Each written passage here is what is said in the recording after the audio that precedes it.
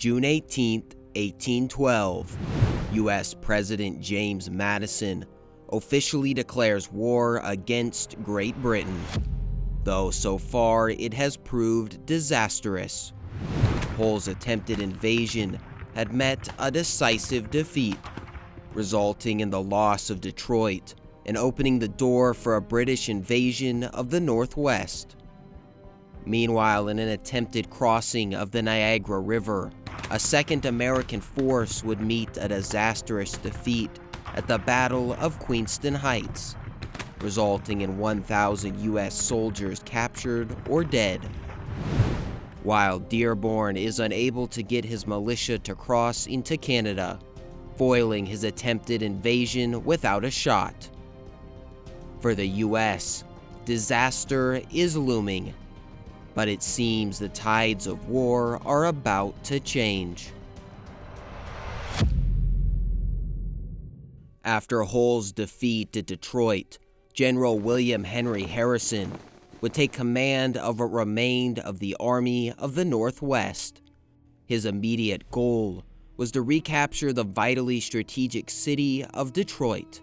Its loss to the British gave them a base to increase their presence in the Michigan Territory, while the victory also convinced many Native Americans to actively side with the British, causing a sharp increase in Native raids and massacres against American settlements across the frontier. Harrison initially planned on an early spring campaign, meaning supplies and logistics would prove a major difficulty. To accomplish his aim, Harrison divided his army into two columns. The first, under Brigadier General James Winchester, would act as an advanced guard, securing Harrison's eventual route to Detroit, while Harrison would finish receiving supplies and fully assembling his army before leading his main contingent personally. Winchester's force would number 1,200 regulars and militia, departing from Fort Wayne and arriving at the Maumee Rapids on January 10th.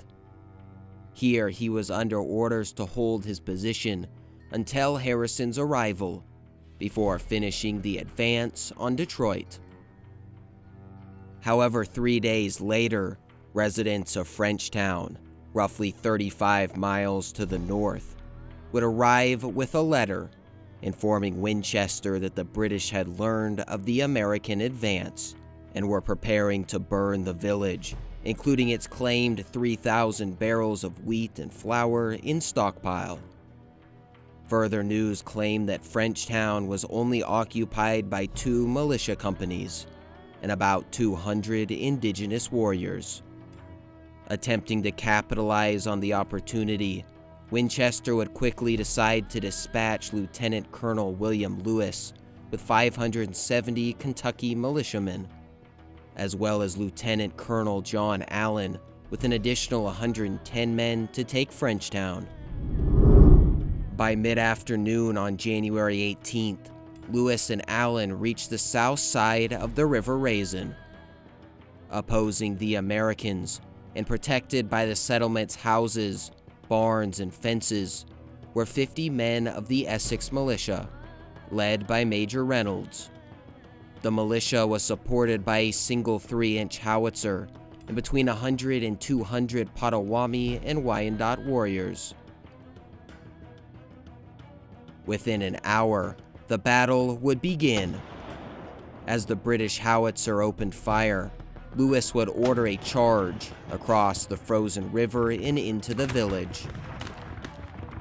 After a short but intense firefight, the British and native force would begin to fall back toward the tree line,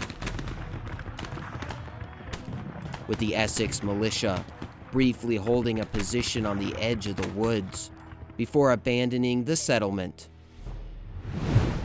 After receiving the news, Winchester would quickly set out for Frenchtown with an additional 300 regulars and militia, arriving on January 20th and bringing the total effective force up to 934 men.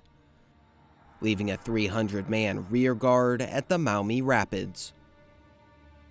Meanwhile, at Amherstburg, Colonel Henry Proctor, commander of the British forces on the Detroit frontier, would quickly muster a force to retake the settlement, crossing the Detroit River on January 19th, where he would be joined by Reynolds' contingent, bringing the total force to 335 regulars and 212 militiamen.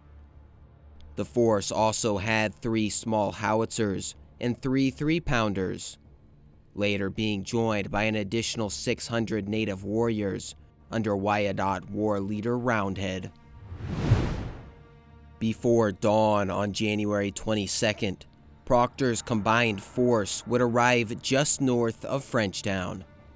Despite receiving reports that a large British force was moving towards the settlement, Winchester had ignored the warnings, instead insisting that it would be several days before the British force would be ready to do anything. In his oversight, he had failed to send out patrols or establish pickets, meaning that when the British force entered the clearing, the Americans were taken by complete surprise. Proctor would send a portion of his militia in 2 cannons around to the west side of the settlement, taking up position in an open field, while hurriedly forming his regulars into line formation at his center and deploying the natives and skirmishers on his flanks. Within minutes, American sentries began opening fire on the British force, which would soon be answered by volleys of their own as the U.S. militia quickly scrambled into position. To the east of the village, the American regulars, who had been forced to camp outside the settlement due to a lack of space, would come under heavy fire. Exposed in an open field, musket and artillery fire would tear through their camp. In an attempt to reinforce them, Allen would lead several companies of Kentucky militia to the flank, though it would do little to ease the situation. Soon, Winchester would order Allen and the regulars to fall back to the river, where he hoped to regroup and mount a second stand. Though with the Wyandot and Shawnee in close pursuit, it would soon turn into a rout, as the soldiers would try desperately to escape. Many of the fleeing Americans would be overtaken and killed, and many of those who laid down their weapons in surrender were tomahawked and scalped. Those who managed to outrun their pursuers soon found their escape route blocked by the Potawatomi, Odawa, and Ojibwe, who had swept around from the west and taken position about a mile south of the river. Of the roughly 400 Americans that were caught up in the rout, about 220 were killed, and another 147 were captured, including Winchester. Only 33 managed to escape to the Maumee River. Meanwhile, the remainder of the Kentucky militia, now under the command of Major James Madison, continued to hold out inside the village, aided by a number of the local inhabitants. So far, they had suffered relatively few casualties, repulsing 3 British assaults and succeeding in taking a heavy toll on the British artillery crews and infantry. After the failure of the 3rd frontal assault, Proctor would order his regulars to withdraw and regroup, creating a temporary lull in the fighting, except for cannon fire. With the return of the native force, Roundhead arrived with Winchester. Proctor would demand that he order his men to surrender unconditionally, and after suggesting that his indigenous allies would burn the village and kill all within unless he complied, Winchester agreed to send a letter.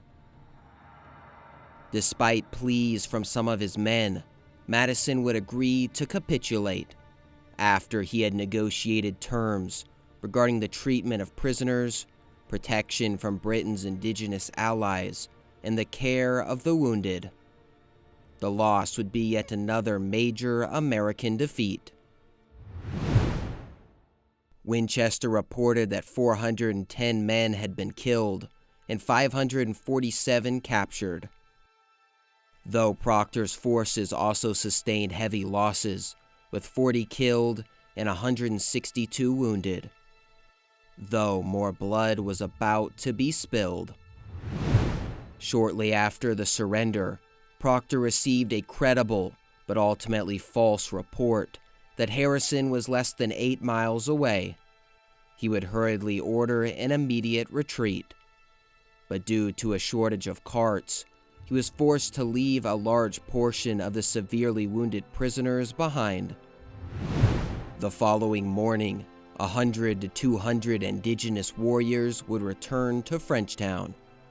They entered the makeshift hospitals that had been built, robbed the wounded of their clothing and blankets, forcing them to take the long march to Amherstburg to be ransomed. Those who were unable to walk or struggled to keep up with their captors were killed. For the U.S., the defeat again proved disastrous. Harrison's planned invasion was now impossible. He had reached the Maumee Rapids just in time to encounter those fleeing from the battle. After conferring with his staff, Harrison would order his force to turn back. Back east, reports of the slaughter, later named the River Raisin Massacre, would be used by politicians as a propaganda tool to galvanize public opinion and generate support for a war that had become increasingly unpopular. Thanks to all the Patreons and members for making these videos possible.